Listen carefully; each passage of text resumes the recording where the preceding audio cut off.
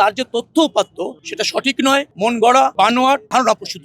যাত্রী কল্যাণ নামিয়ে সমিতির নামে একজন কমিটি আছেন, উনি দীর্ঘদিন ধরে সভাপতি। রিয়েলি তার কোনো রেজিস্ট্রেশন আছে কিনা, তারা কিভাবে মনিটরিং করে, ডেটা তারা কিভাবে সংরক্ষণ করে, কালেক্ট করে, তার কোনো ব্যাখ্যা নাই। মন গড়া একটা কথা বলে দিচ্ছে। আমাদের বিআরটি আছে, আমাদের হাইওয়ে পুলিশ আছে, আমাদের যে সমস্ত ইনস্টিটিউট আছে, আমরা ধরুন ডাটা একেবারে নিয়মতান্ত্রিক ভাবে কালেক্ট করছি, তার সাথে ওর কোনো মিল পাচ্ছি না। তিনি আমার কাছে, আমি দৃঢ়ভাবে বিশ্বাস করি, মন গড়া ভাবে বলেছেন, ধারণা প্রসূত ভাবে বলেছেন। উনারা ঈদ যাত্রা উপলক্ষে সারা বছর খবর নাই, দু চারটা কথা বলেন, মানুষের নজরে আনতে চান। উনার নিয়ে এর আগেও সরকারের আমলে আমি যেটা শুনি, আমার কাছে আসছিলেন সচিবালয়ে, উনি চেয়েছিলেন আমাদের নীতি নির্ধারণী মিটিং এ অ্যাটেন্ড করতে। আমি বলেছি আপনার পরামর্শগুলি দিয়ে যান, আমরা নীতি নির্ধারণী মিটিং এ সেগুলি উপস্থাপন করব, তারপর যে সিদ্ধান্তগুলি হবে আপনার সাথে আবার আপনাকে জ্ঞাত করব। কিন্তু তিনি ওই মিটিং এই থাকতে চান, তিনি তার যে ধারণা সেটা প্রতিষ্ঠিত করতে চান। এটা কোনো কোনো সময় আমার কাছে মনে হয়েছে কোনো বিশেষ উদ্দেশ্য বা বিশেষ পারপাস সার্ভ করা। উনি যদি কাজ করতে চান, ওনাকে আমি আহ্বান জানিয়েছি, আসেন পথে। আমাদের সচিব সাহেবও বলেছেন, অন্যরা বলেছেন যে আপনি আমাদের সাথে আসেন, দেখেন কোথায় ব্যত্যয় হচ্ছে, কোথায় বিচ্যুতি আছে, কোথায় পরামর্শ আছে। উনি তা বলতে নারাজ, উনি একটা বিবৃতি দিয়ে বসে আছেন। এটা উনি